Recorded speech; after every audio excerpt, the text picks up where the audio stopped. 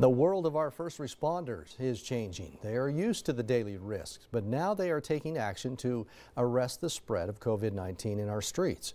Local News 8's Juliana Colina tells us how the Idaho Falls Police Department has adapted so they can stay safe during this pandemic. Idaho Falls police officers have made an important addition to their uniforms. Our officers are all wearing masks. They'll have the M95 mask if they're interacting with people out in the field. Then we just have the regular cloth masks for just being in public. So they're all wearing masks, protective equipment.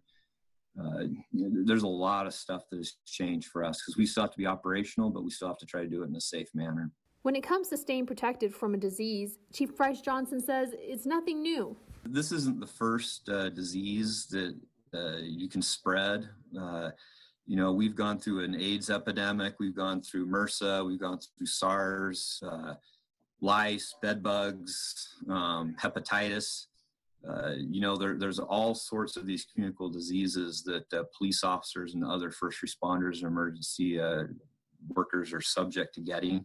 Officers risk their own lives every day to keep the public safe. However, during a pandemic like this one, there's a lot more at risk. With a disease like this, you can take it home to your family, to your kids, to your spouse.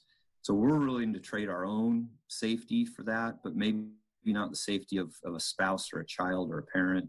IFPD is also screening calls to identify those that really need an officer present and those that can simply be reported online through their crime reporting system.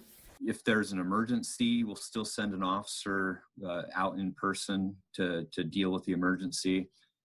But if it's not an emergency, we'll have the officer call the person up and talk to them first and determine whether we actually need to have a face-to-face contact or not. So we're trying to limit the in-person contacts as much as reasonably possible. Reporting in Idaho Falls, Juliana Colina. IFPD says crime went down the first 2 weeks of the stay-at-home order, but during the third week, it's gone a little higher than it was last year.